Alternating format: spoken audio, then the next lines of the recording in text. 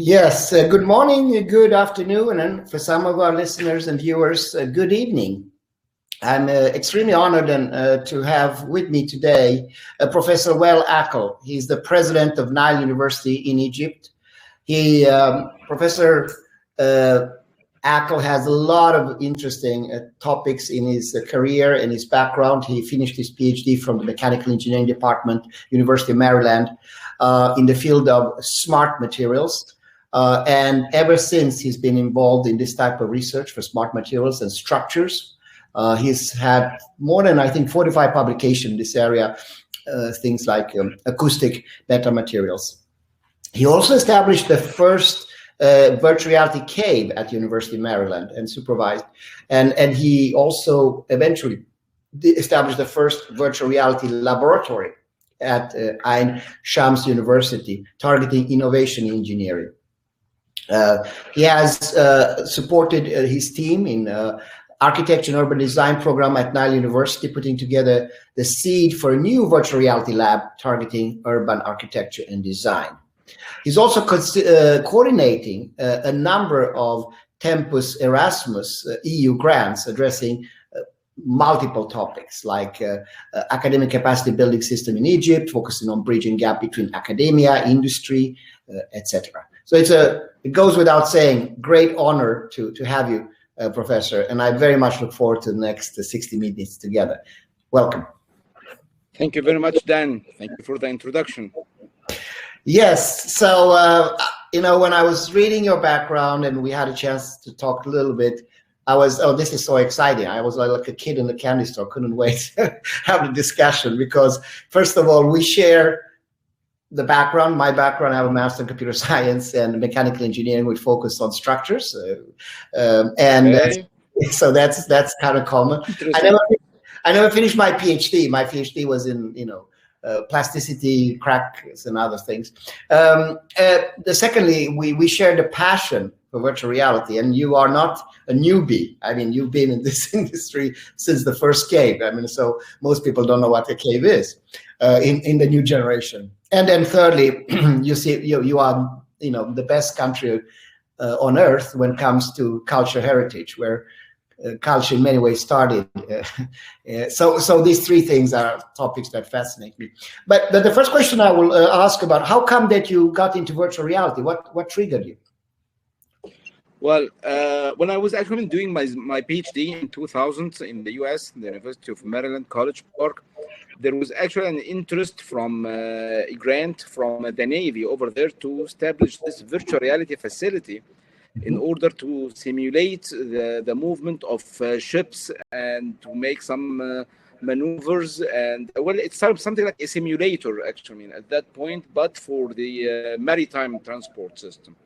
So my professor, my advisor there, he got the grant from the Navy at that time, and the grant was actually to develop and establish the virtual reality cave at the University of Maryland. So I mean, the cave is a 4-wall structure with very big projectors projecting the images on the 4 walls. Actually, there are 6 walls, but the one that we have is the 4 walls. Well, the projectors themselves, they were each something like 200 kilograms, sorry. So a huge thing. So, and the cave, it was 10 feet by 10 feet by 10 feet.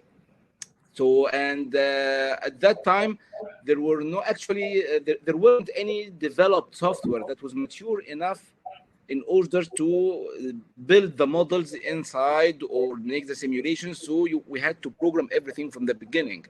So it was a grant, and the area was completely new in 2000. I mean, it was sometimes in the entertainment business, but in the education and industry, this was really pretty much new.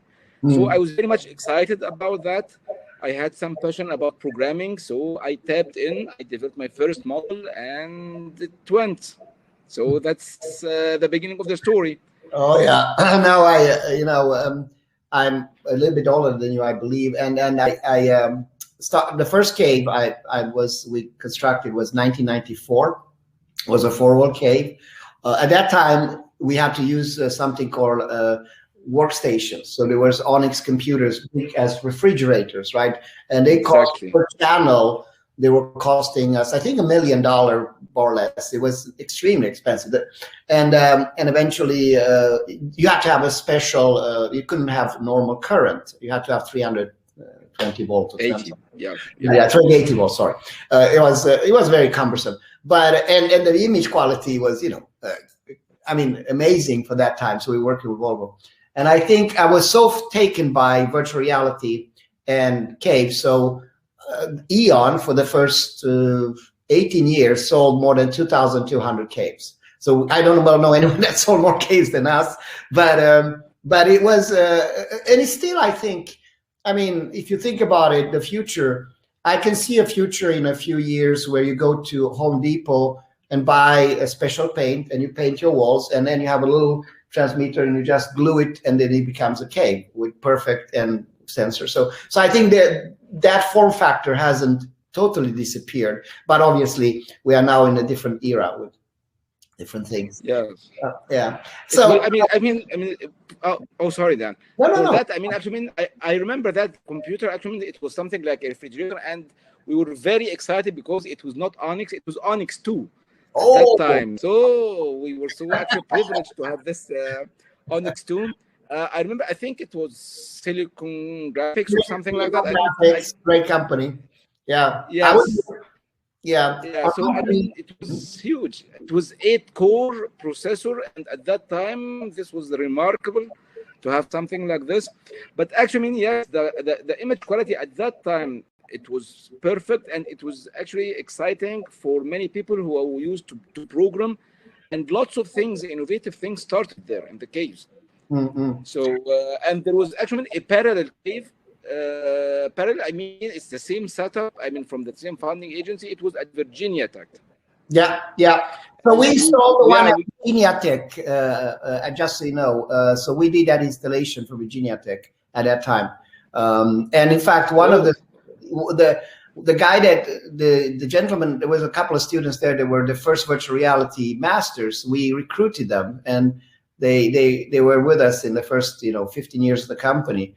A gentleman, then Dennis Cafero, who comes from Virginia Tech then. So it was the heydays. But listen, let's not dwell in the past, because the future is so exciting. So I promised you a surprise. So we're going to start with that little surprise now. I'm going to share my screen. I'm going to share you a couple of new things, and then I want your comment as an expert in virtual reality. So without further ado, let me just share my screen. You're going to see a shadow effect for a second.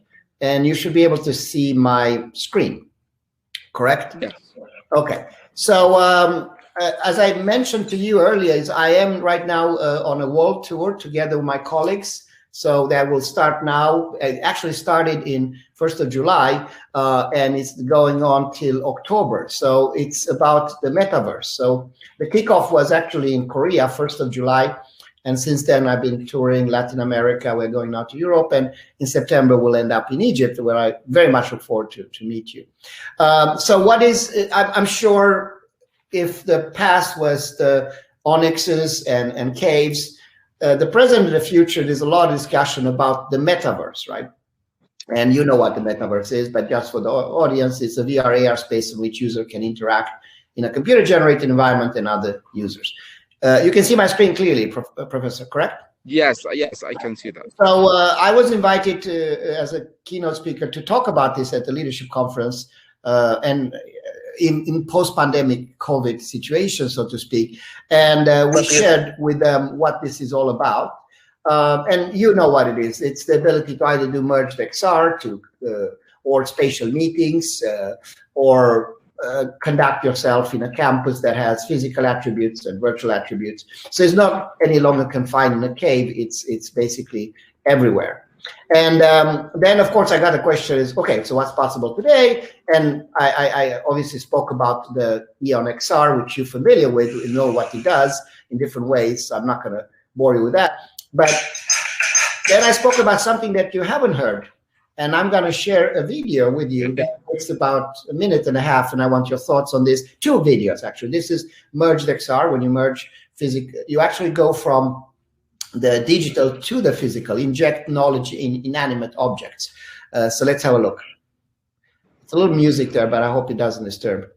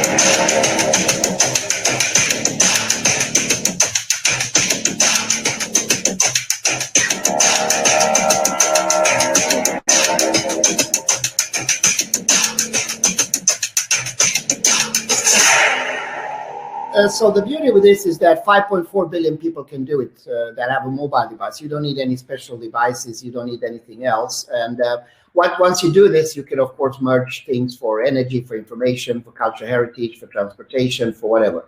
Now, you can also teleport. And this was my dream since I was a little kid.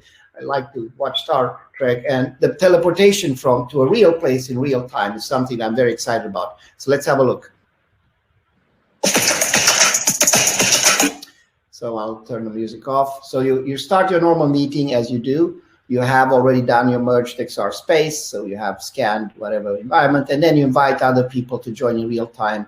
So the people that you see further back there, they are actually in, one can be in Maryland, the other one can be in Egypt, and the third one in California. So basically that's the whole idea with this. And then you can use this with your phone for everything. You can use it to plant an expensive operation room in your garden. You can use it for a whole factory that is 100-meter large, where you walk around with your phone. And you can use it for, the pyramids to scan using your phone, or some building. And of course, to do all this, you need some type of avatars, right? So you basically have to assign your avatar and select. So if you can be a student, you can be a doctor, you can be whoever.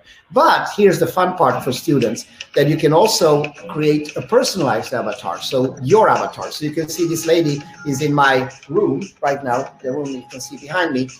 And this gentleman here is he's dancing out in the veranda. You can see actually the real place. But so this is not just to engage students, but it's also done to do serious stuff. So, for example, I've seen in Morocco that first responders, if some accident happens, are not always that well trained.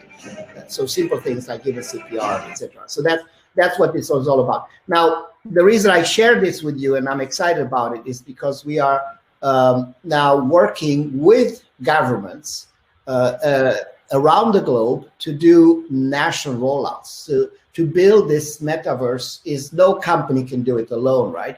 Knowledge metaverse. So we are having grants. I was just in, for example, Panama, Jamaica. I was in Ecuador.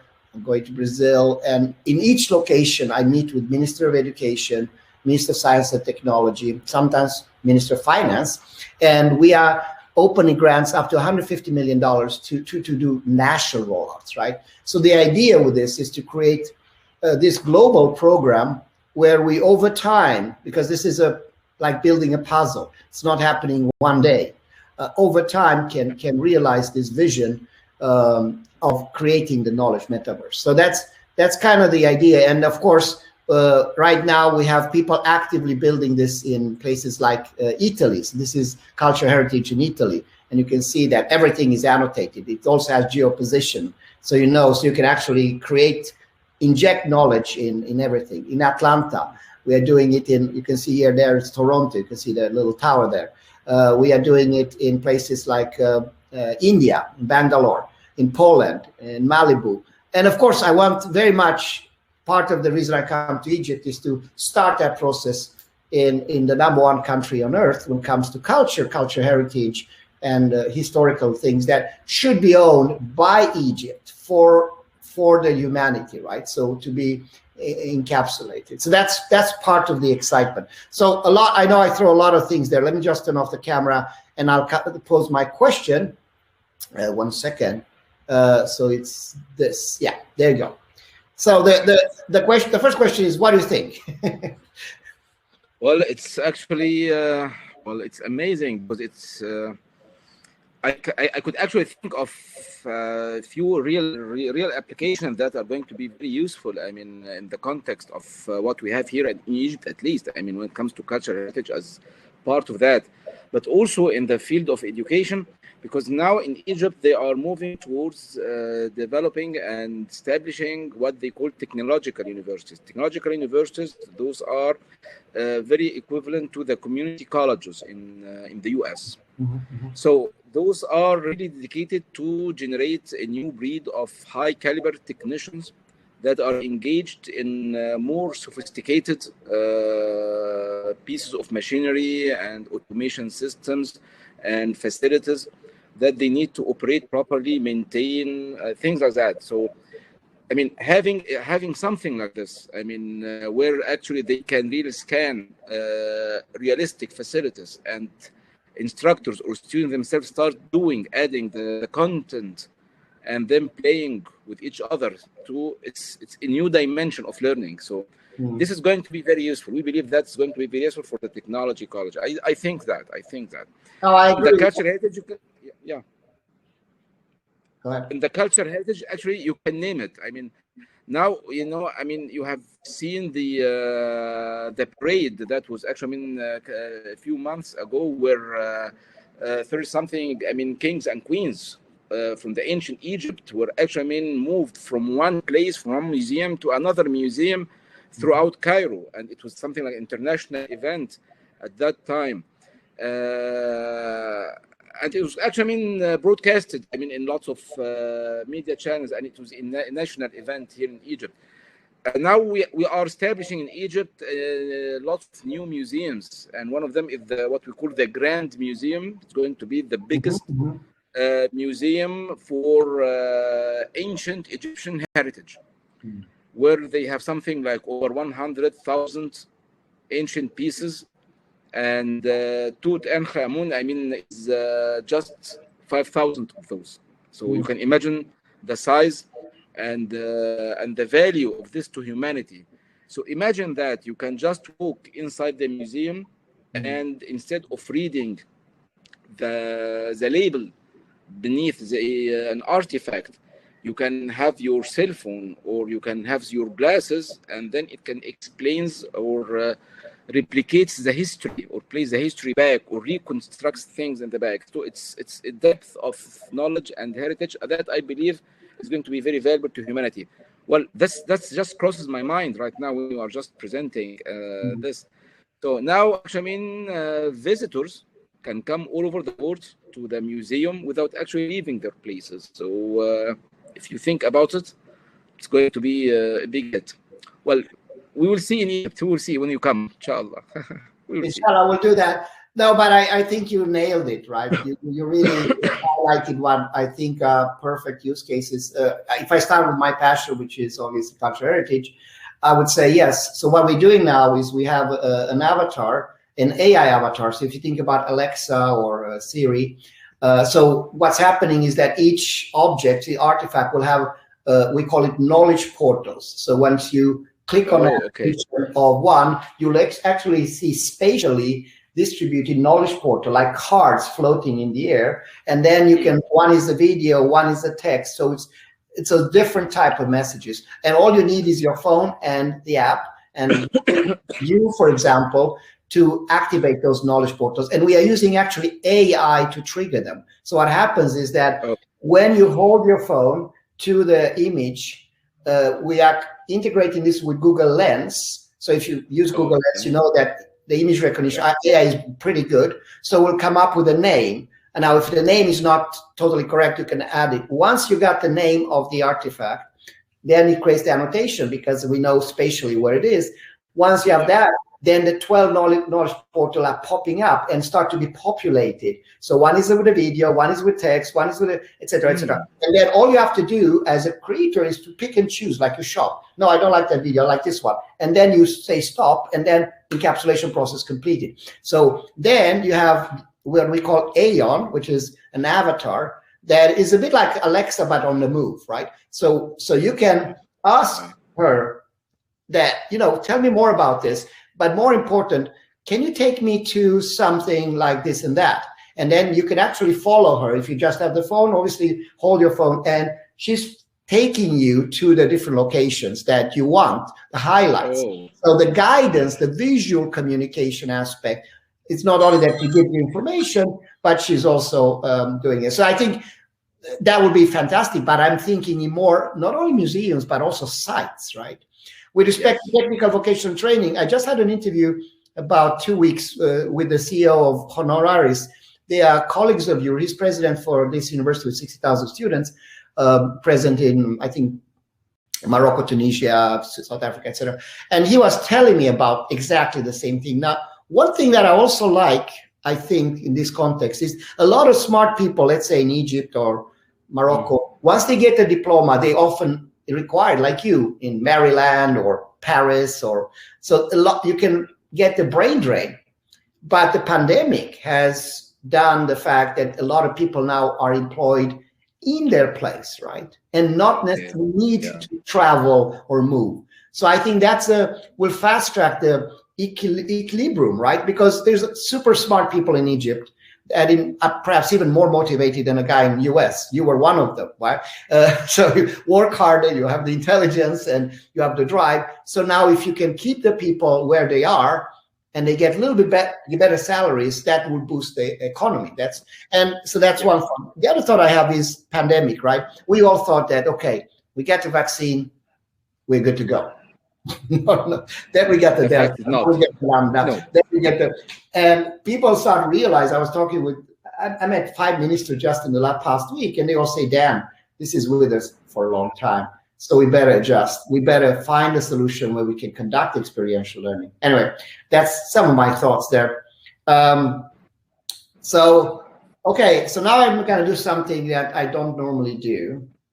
I'm very excited because I'm going for 2 weeks in the jungle, so I get philosophical. So hey, here is a theory that I want to test you on. I'm really curious to hear your thoughts. I'm writing a book about this, just so you know. So this, you have to bear with me for about 60 seconds because I need to evolve this thought.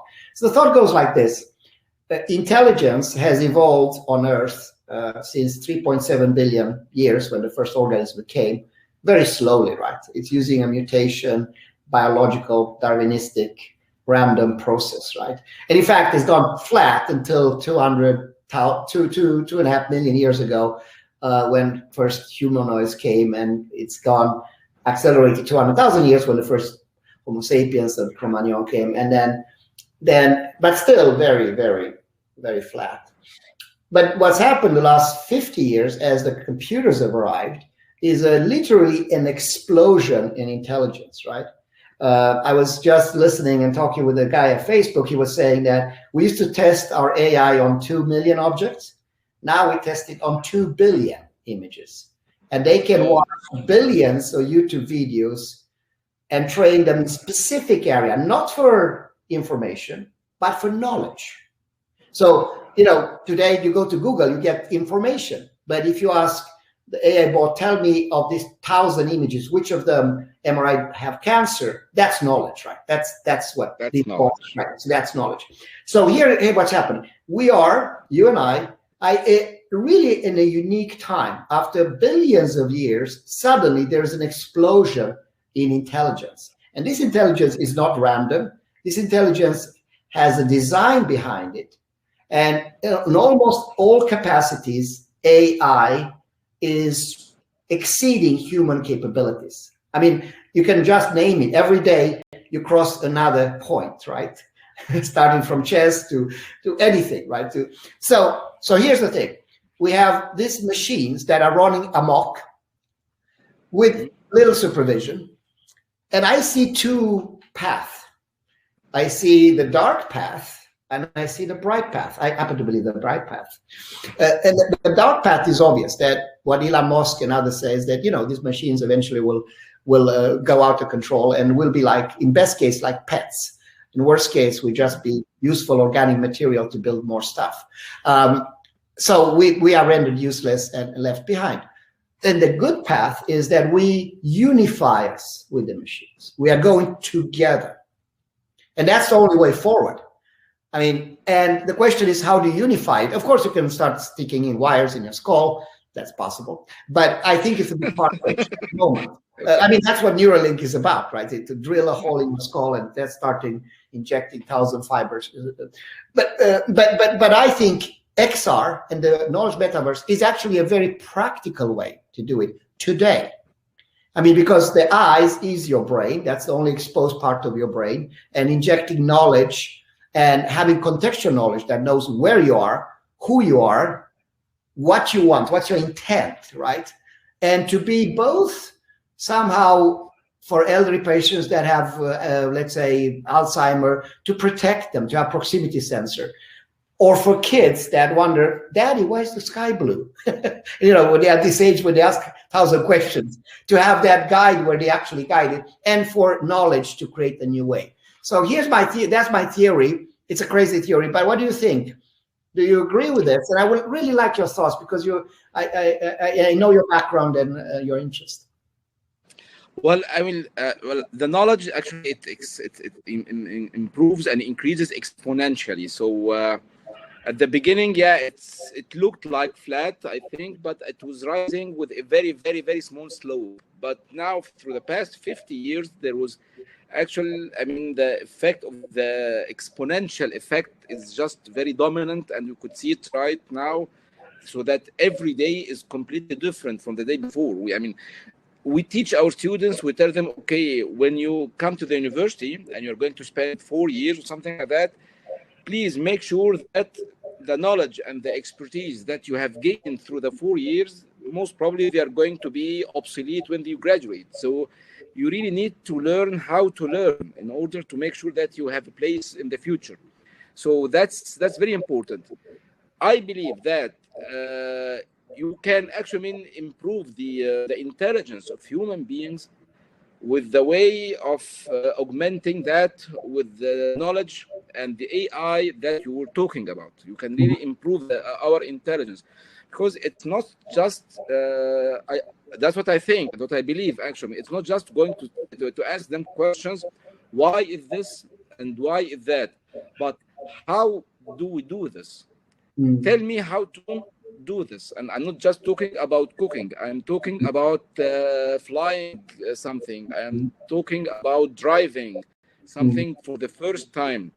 So if you really think about it, and people are really getting more and more acquainted with the VR itself, VR and XR and augmented reality, then we can have a tutor or mentor beside us in every aspect. So if you are talking about doing an experiment in the laboratory or doing some measurements or repairing something in the machine, or actually, I mean, building a pyramid. Now, I can ask actually my avatar, tell me how to do this. Let's do it together. So we can start doing, I learn, and I build expertise and skills and do that. So it's not just going to be why. It's going also to be how. When it comes to the how level, then the sky is the limit. How is something? How can I fly? How can I do this? How can I jump? I mean, you just think and free your mind and think about that. You will find something that it will come up in the next couple of years, and we better be there. I mean, when it comes. So coming from why to how, I think this is going to be another breakthrough. And I believe augmenting that with the augmented reality, it will improve our intelligence and our outreach and capacity to do that. Yeah, no, I think you're totally right. And I also say that humans have, I think, at least for the foreseeable future, a big advantage versus machines, that we have consciousness, we have creativity. I'm sure that these machines will also catch up there, but it will take some time for them to do it. So I would say, if I'm thinking practically, that the first step of this unification will serve us a little bit like, and I don't like this word, but some people, smart servants, right? That make our life frictionless. In the old British colonial style, people used to have butlers, right? And the butler used to, and tutor, and the aristocrats used to have that. But you can imagine you have your AI boat for travel. You have AI boat for knowledge in, if you pursue historical cultural heritage. You have that instant knowledge injection capability anytime, anywhere. Yeah. So I think the first step would be because if you think about what we do when we're awake, not only education, I'm thinking generally speaking, you spend X amount of time working, and in the work you try to accomplish things, right? And I think the AI can play an important role to do that process more frictionless. Eliminate components that today are unnecessarily taking time. And we can take any example. For me, traveling from A to B, what I have to endure of practical bureaucratic, silliness, right, that I go through, that all of that could be automated. So we can use our awakened time for purposeful things with meaning and elevate ourselves to the level of creativity and not mundane, repetitive action. So I think that's the first step. But in the area of knowledge, I think it will totally elevate the whole system. And I think we need universities more than ever. A lot of people say, oh, we don't need universities. No, it's the opposite, right? You need mentors right now. But the university will be more like Aristotle, right? Where he was not just providing information, he was mentoring you how to think, how to guide you, because that's going to be the big question, right? First of all, okay, so you can do anything, but what's your purpose? What do you want to achieve? How do you want to leave this earth better than you came? I mean, because that's the ultimate happiness, right? It's not things, and things are dissolving. I mean, these things are now my phone, they are my lamp, they are everything. They are my TV, my recorder. So there will be less and less things, and they will shrink to this, and they will be here, and there's going to be cloud. So I see a future where more like Avatar, if you saw the movie, right? It's not going to be a lot of things, because most dirty things will be in space. You saw Bezos sending up. He said 3 things. I use a lot of words, but he said 3 things that are stuck in my mind. I don't know if you saw the interview. One was that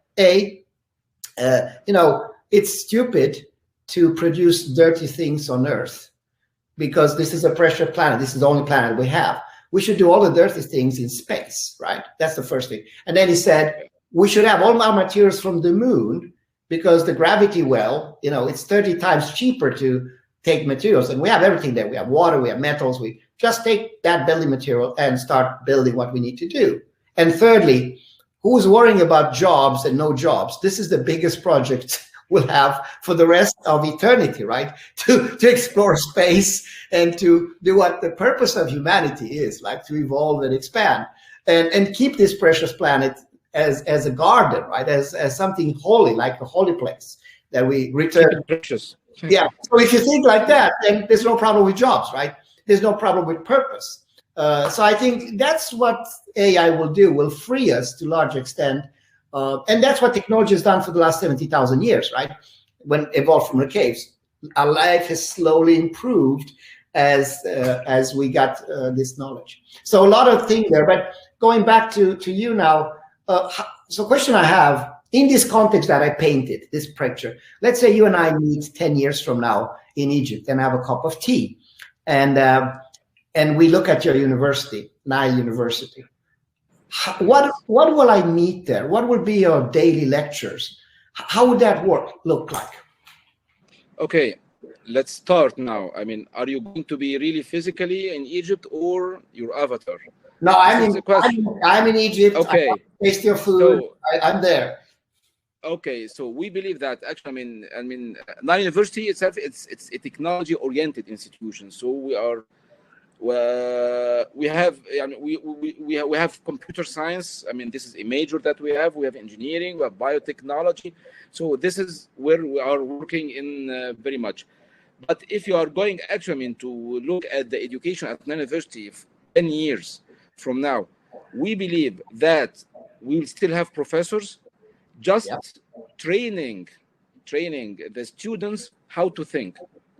But everything else, it will be available either through the avatars next to you, through your cell phones. I mean, the information is there. We just try to teach them how to correlate things, the correlation, the interpretation of the information itself, to transform that into useful knowledge, the creation of new products that serve new purposes.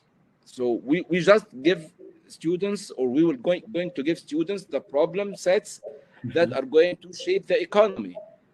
So, and they have to think of solutions from the data set that they have, but they will have assistance because they have already now some sort of intelligence that knows the history, how things have evolved, has information, access to lots of information in lots of different formats, and they will learn how to correlate things. So this is the basic thing that universities are going to do to their students.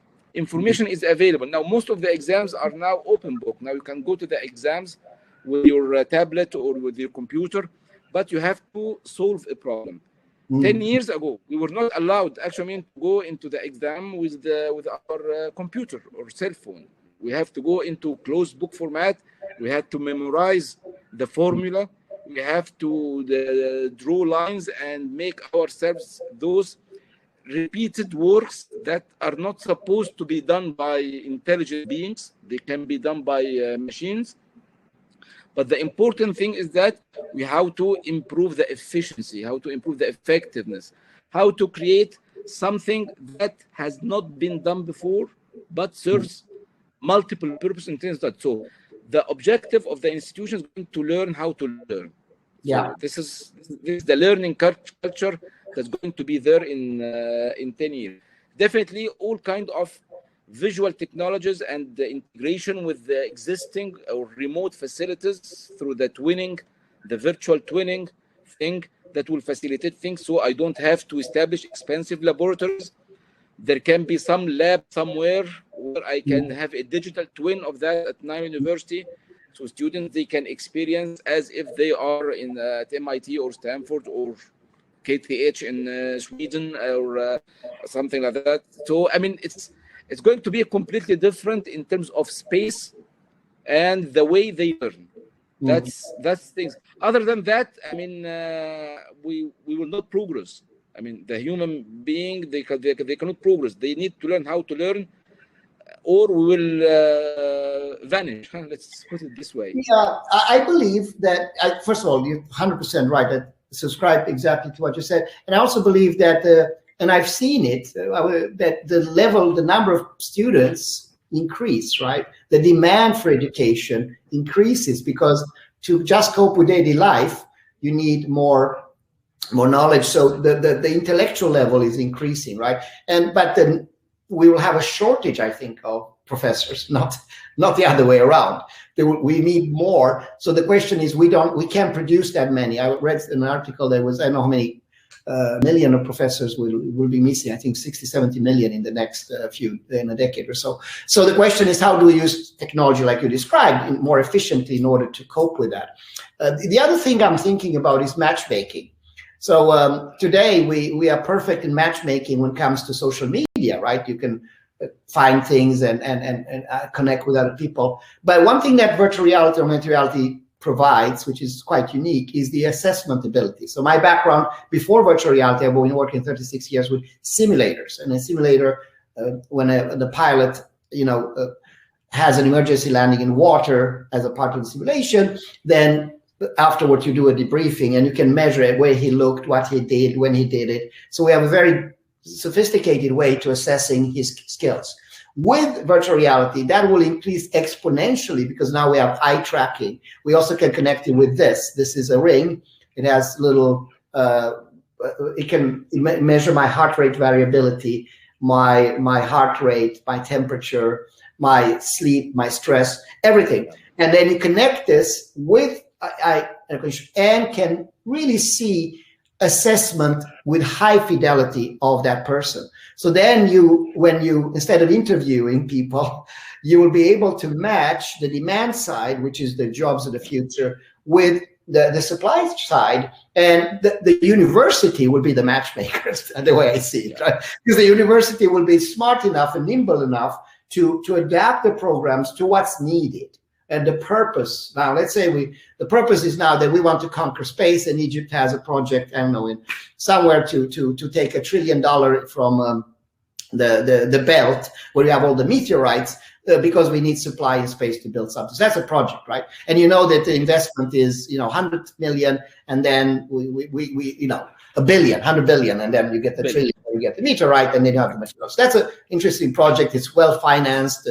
We have the engineers, we have the specialists, we have everything. So then you have to use something like that matchmaking, because we need now 2,367 specialists in materials, right? Where do you get? Because we need them yesterday, right? Because this project. So then the university's role is to nurture that, have a 3 years program, fast track them on the knowledge and get them done. So matchmaking, I think, and that's another good thing, because today social media and this AI has been used not voluntarily, but for evil things, right? For polarization, for pushing people apart, because what bleeds, it leads. I mean, if you do a scandal, people look at scandals rather than accidents, rather than looking at positive things, right? So it has been used for that. And you can see the effects on our society. You can see what happened in United States, 6th of January, right? You can see many elements of the Arab Spring. You can see this is to a large extent social media. Okay, so now instead of using AI for bad, let's use AI for good. Let's use it to awaken our curiosity. When you were 4 years old and dreamed about the space or the next thing, like, let's use it for that. And let's use it for the matchmaking component. So I see the university playing a very important role in that context, right? Because today, you're right, historically, we used to teach secondhand knowledge, not concrete knowledge, and test that secondhand knowledge. Totally perfectly encapsulated and from reality. But now we have to go into reality. That's the, if we learn about space, let's go to space. Let's go to space. Yes, go to space, rather, because hopefully not in our lifetime, but our children's and grandchildren, they will do that, like we visit the pyramids. Very exciting, and it's so nice to talk with someone that has both the experience, but also is very much living in the passion, the future. And I'm 59 now, I'm getting 60, and all I'm trying my remaining career, hopefully I have another 10, 15 years left, if God willing, is to find friends and to find like-minded people that we can do this journey together, right? I mean, I can't think, when I was young, I thought, cars and houses and expensive travel, that's James Bond kind of like, that's exciting. Not at all. What's exciting now is purpose, right? Meeting people like you, that understanding what drives you, understanding how we can do this better. And another thing that I see now, it gives you perspective when you travel, because you meet so many cultures, right? It's a big difference between Quito in Ecuador at 3,000 meters high with 11 degrees Celsius, and there's an hour later in Panama with 32 degrees, and total different cultures. But people, what I find out is that everybody is extremely well educated. Everybody understands things to an extent that baffles me, because we all have access to information. So the hungry ones, people exactly, they get it. They know more. The hungry ones, Yes. I have more in common with you than with my neighbor, because you are hungry. So that's another thing that I see. And I think that's the people we also need to embrace and stimulate, right? Forming teams.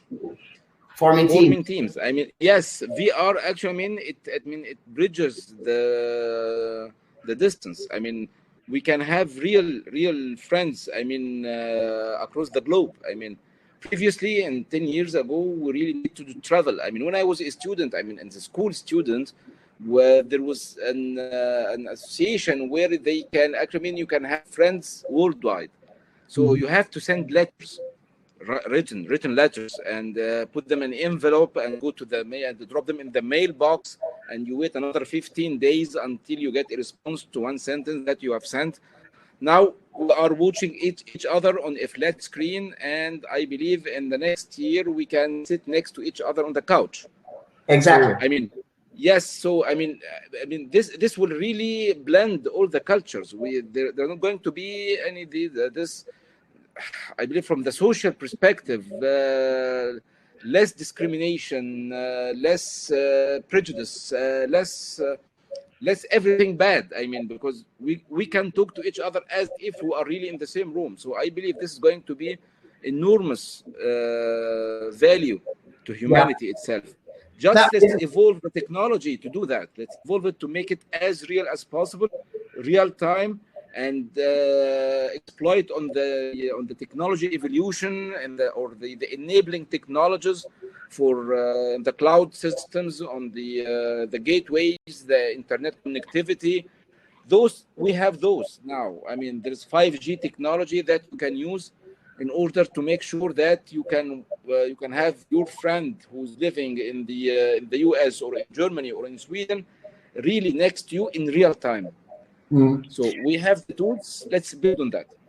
Yeah, no, and to be very specific, because I'm an engineer, I would like to offer you the opportunity to have your students work for Eon. We are recruiting people right now, and if you don't mind, if you share your who's HR responsible or who's working with this, to find placement for students. We're looking right now for about 30 internships, and I think your university will be ideal.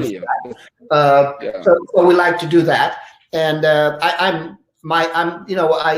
we did an experiment starting last year. So instead of employing people in California, we started employing people in Rwanda, and now we have in South Africa, and now I'm employing a lot of people in Morocco, and it's so wonderful to see.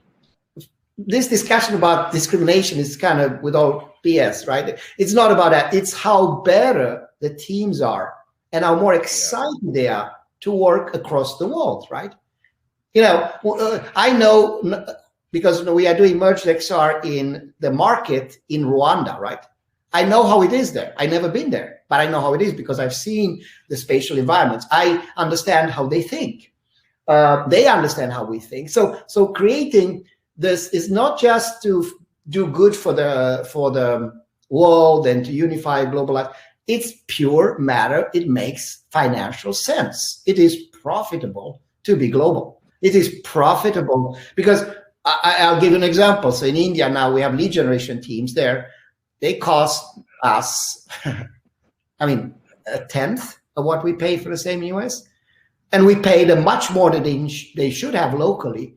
So no, we don't keep them there. We actually elevate them. Why? Because and they are happy. Yeah, they're productive, right? So what I think this will do will equalize. And actually, the pandemic. Many bad things came out of the pandemic. And some good things came out of the pandemic. One of them is that, as I said earlier, once I employ the person in Rwanda, I don't want him to come to California. He's welcome to California because we have company meetings, but I want him to stay with the family and to build his house and to create wealth and productivity in the country, right? Because then he's happier, he's more harmonious and more productive. In this case, it's a she. So she can, so that's what's happening. And of course, you can have a fantastic life in Rwanda if you can have a little bit better income. You have property prices are lower than in Paris, right? The environment is more pleasant. Food is organic by definition. By definition, yes. By definition is organic. I was laughing at this because I was invited by a friend in Egypt on a farm. So I went to Egypt on a farm, and the wife was American, and he was Egyptian. So they invited us for dinner, a fantastic dinner. And they had two chicken alternatives. One was Egyptian chicken, and one was American chicken. The American chicken was this big. It was like enormous, right? The Egyptian chicken was small, yes. But the taste, I'll tell you, everything. The American chicken tasted like water.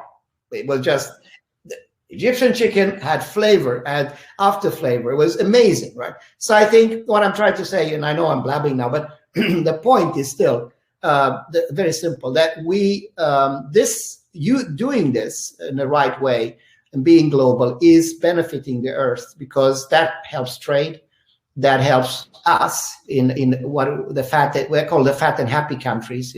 Everybody in America is, even I have got bigger, while the other countries now shouldn't follow us. They should stay on that path and build where we need to go. So I look up to, when I look in Africa, to many places, because I can see that youth, that vibrant, that hunger that we to a certain extent have lost, right, in this journey from rich to poor, from poor to rich, right?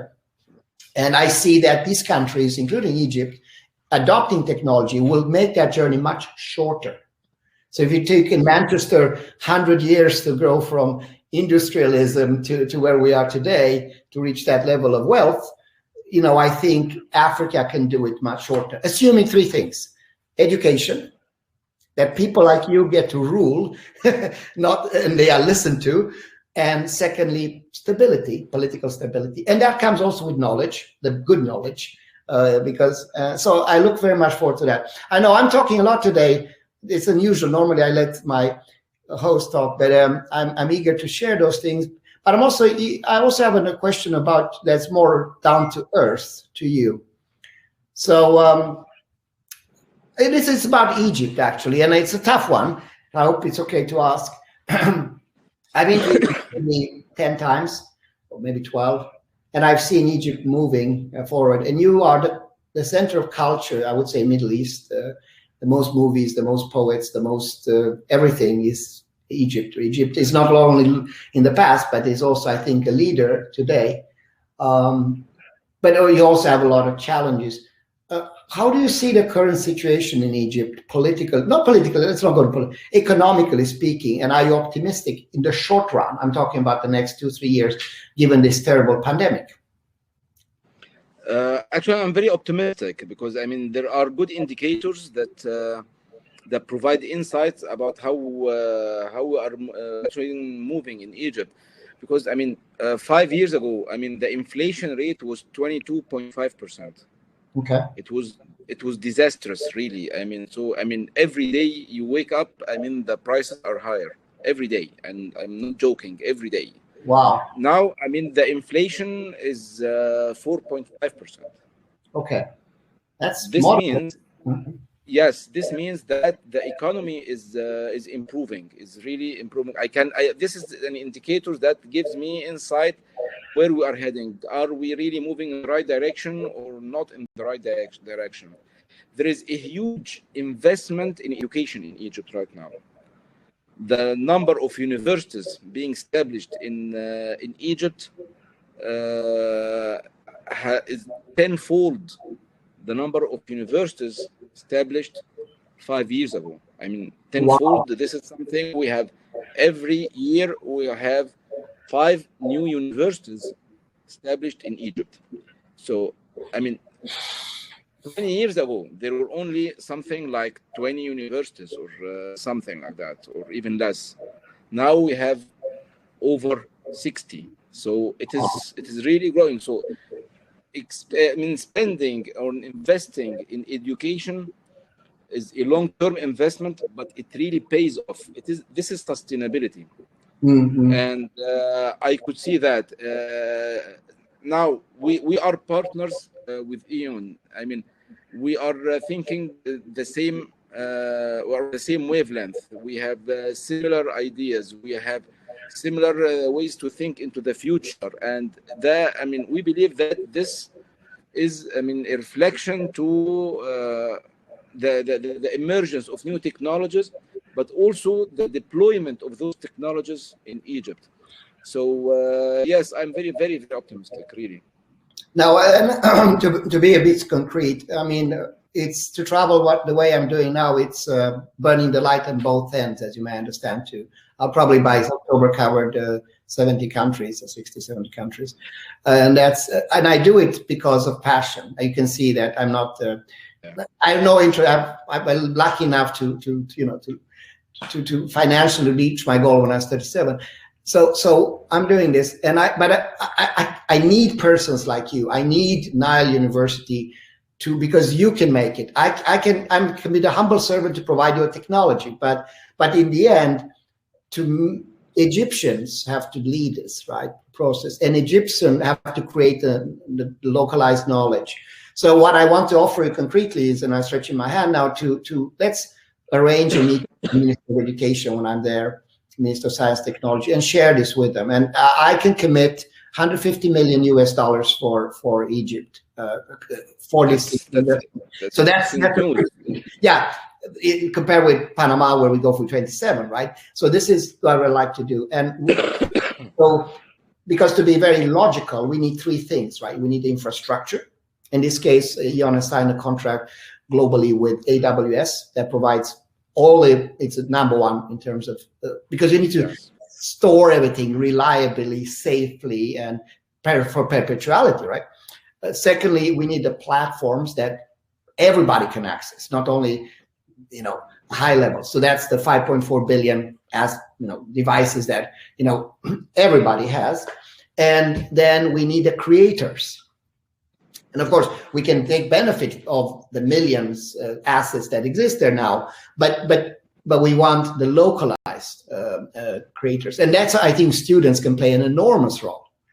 So if we can allow students to go out, if you want to learn about health science, go to a hospital, right? Go to the best hospital in Egypt with the best MRI devices and capture that and use that for all Egypt, including the villages in the remote areas, right? And that's the biggest part. That's what building the knowledge metaverse and investing in education is how you elevate the country. Because once the brain has expanded, once the young mind sees the possibility, you can't take it back. It's done. You cannot. It's propelling, right? So it was a very exciting discussion. Unfortunately, a little bit unstructured, but the sentiment is very strong, right? When I look at when I look at some partnership, I always look at three things. I look at the heart. It's my most important. Do we connect on the heart level? Do we have the same passion and so on? The brain, does it make sense? Can this really help Egypt? And the stomach, which is the gut feeling, right? Is this going to work? So we need to have all three. And I think together we have all three. And I would also, I know that we have 2 minutes left and I have a hard stop. So I will not say goodbye. I will say adieu until we meet again. But next time we'll meet physically. In Egypt. In yes, Egypt. Definitely. In Egypt, yes, definitely. Humanity. And I thank you so much for your time, Professor. This has been a very exciting discussion. And I look forward to our next talk. Okay? Thank you for now. Thank you very much. Thank you. Thank you. It's a pleasure. All the best.